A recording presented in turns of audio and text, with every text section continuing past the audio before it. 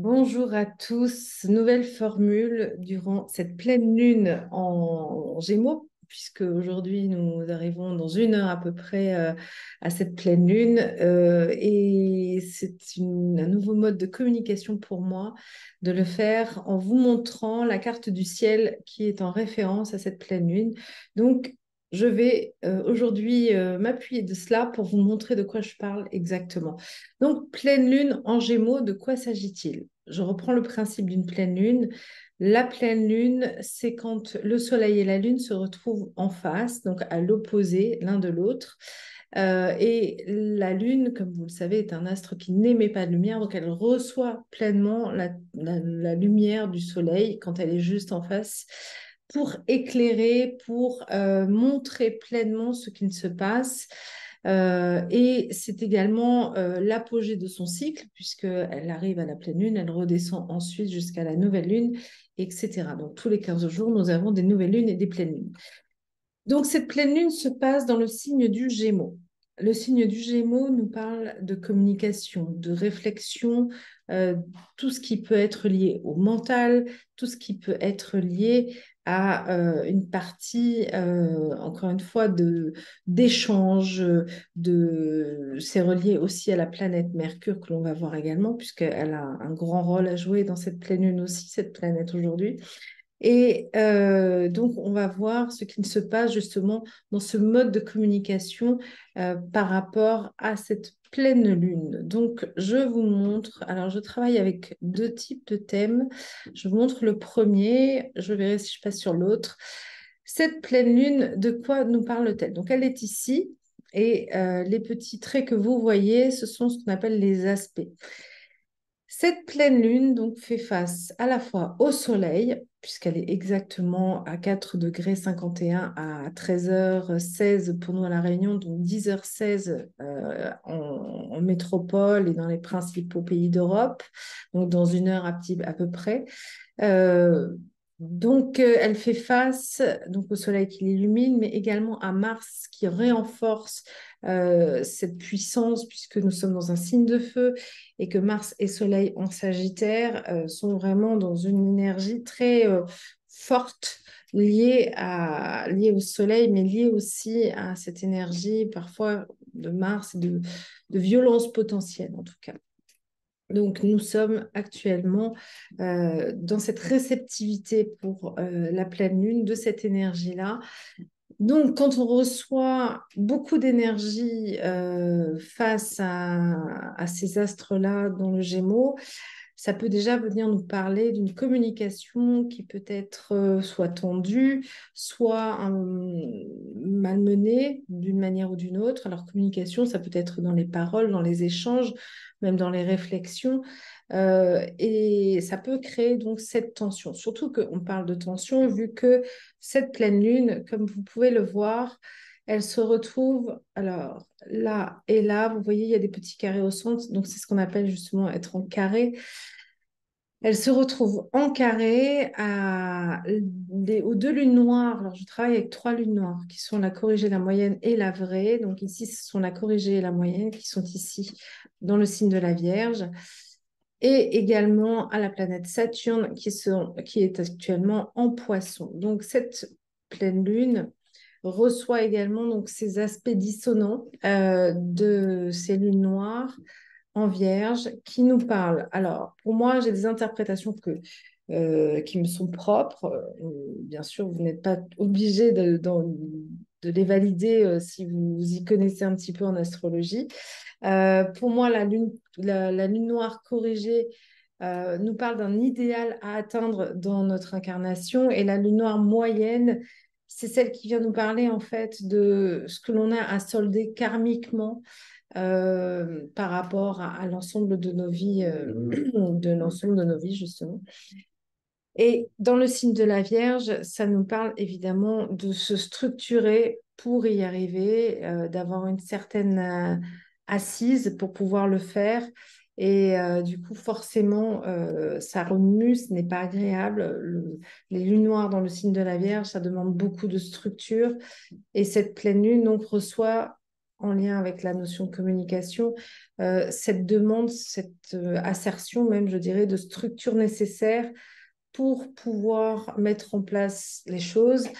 Et comme en parallèle, elle a également ce carré à Saturne en Poisson, dont je vous ai déjà parlé dans d'autres vidéos, mais Saturne en Poisson, pour moi, vient nous parler d'une rectitude, d'un alignement dans notre foi, dans notre connexion à l'univers, dans notre connexion intérieure aussi, pour notre spiritualité, pour notre ouverture. Vous voyez que d'entrée de jeu, elle est en tension, cette lune, puisqu'on lui demande en fait sans cesse de s'aligner autant avec ses actes et ses paroles, en lien avec du passif karmique et ce qu'elle est censée mettre en place pour atteindre justement ce qu'elle doit. Donc, il est très probable, si vous êtes sensible aux lunes et aux nouvelles lunes et aux pleines lunes particulièrement, de ressentir en fait cet effet de tension actuel qui peut se manifester aussi. Alors, nous avons donc ce carré qu'on appelle un T carré en fait, parce que ce double carré à la lune qui se retrouve au sommet de ce carré, donc on appelle ça un T carré, fait qu'en même temps, du coup, les deux lunes noires qui sont ici et Saturne sont en opposition. Elles sont en opposition sur l'axe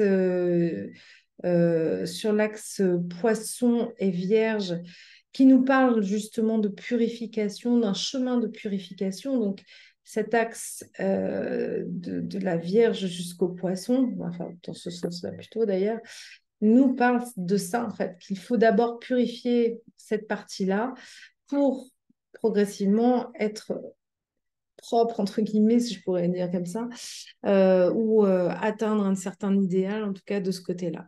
Donc voilà déjà de quoi ça nous parle ici. Alors comme je vous l'ai dit, dans la pleine lune, on a nos deux astres, on ne parle pas que de la lune, on parle également du soleil, et on va voir que le soleil, ben, c'est la même chose. Il se retrouve du coup en tension dans les mêmes carrés avec les mêmes astres du coup. Alors ce sont des points fictifs, les lunes, mais bon, appelons ça des astres néanmoins. Et donc, Soleil et Mars se retrouvent dans la même tension que la Lune. Donc, on a la même nécessité, d'une certaine manière, à travers cet effet de feu, cet effet puissant, puisque là, nous avons une trilogie liée au feu entre le Sagittaire qui est lié à l'élément feu, évidemment le Soleil et Mars également, nous avons une purification par le feu. Alors, on pourrait le voir par la lumière, par la connaissance, puisque nous sommes dans cette version du Gémeaux aussi, euh, pour accéder encore une fois à cette rectitude intérieure, à cet alignement en tout cas. Donc ça, c'est la première chose. Et du coup, ça crée ce qu'on appelle un grand carré, puisque le fait qu'il y ait un carré au Soleil et un carré à la Lune, ça fait comme une sorte de carré qui s'auto-alimente en permanence et qui crée une tension très forte dans cet axe justement Gémeaux-Sagittaire. Et l'axe Gémeaux-Sagittaire, c'est vraiment celui du savoir pour aller vers la sagesse. Donc, il y a vraiment aussi cette cohérence finalement que nous devons passer d'un savoir, d'une connaissance, d'un apprentissage aussi lié à notre existence, à notre vie, pour ensuite accéder à cet alignement intérieur qui prendra peut-être notre vie entière. Ça, je ne sais rien, mais en tout cas, il y a cette possibilité-là euh, qui est sous-jacente. Il faut savoir aussi que l'ensemble des signes dans lesquels ça se passe, ce sont des signes mutables. Donc, nous parlons là justement de modification, de possibilité de transformation. Et donc, cette pleine lune, elle vient vraiment nous éclairer sur tout cela. Donc, ça, c'est le gros pavé premier dont je voulais vous parler. Là, le deuxième important, à mon sens, sont les aspects à Mercure, parce que Mercure est le maître du Gémeaux, et donc forcément, il a une reliance avec cette pleine lune. Et Mercure se retrouve également en carré, en T carré, comme je vous l'ai expliqué tout à l'heure. Alors lui, pas avec les mêmes astres, mais pas loin. Donc on voit que Mercure se retrouve en carré avec Neptune, qui lui se trouve également en Poisson, et il se retrouve également en carré, lui, avec la lune vraie, la lune noire vraie, qui pour moi, en fait, nous parle de ce que l'on vient vivre et travailler dans notre incarnation. Donc on a vu tout à l'heure que la lune moyenne nous parlait de ce qu'il fallait solder karmiquement, la corriger, l'idéal à atteindre. Et là, vraiment, c'est le boulot, le vrai boulot à faire. Il se manifeste ici.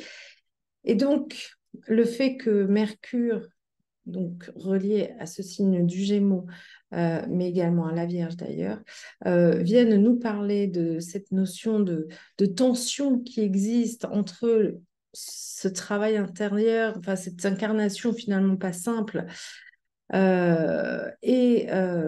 encore une fois, cet amour inconditionnel à atteindre, parce que Neptune en Poisson, c'est ça, c'est la reliance au tout, c'est l'amour inconditionnel, c'est l'accès à l'amour inconditionnel aussi. Ça vient aussi nous travailler là-dessus.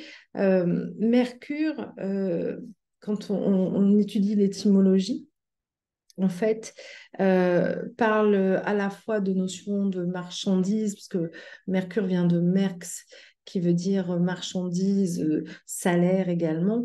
Mais en fait, ça vient d'un terme grec que j'ai oublié à l'instant T, mais qui veut dire rendre sa part. Et j'ai trouvé que la notion était intéressante, parce que finalement, le fait de rendre sa part à travers Mercure, donc Mercure, qui est aussi le messager divin, le fripon divin, selon Luc Biget, qui est celui qui vient aussi pratiquer les échanges, qui amène les messages, nous parle également finalement d'une réattribution, d'une réappropriation de ce qui nous appartient dans notre incarnation, et donc toujours dans ce signe de la Vierge qui nous demande de la structure pour pouvoir peut-être aussi transmettre une parole plus équilibrée, qui soit plus juste, et un mode de pensée aussi qui soit plus juste, afin d'accéder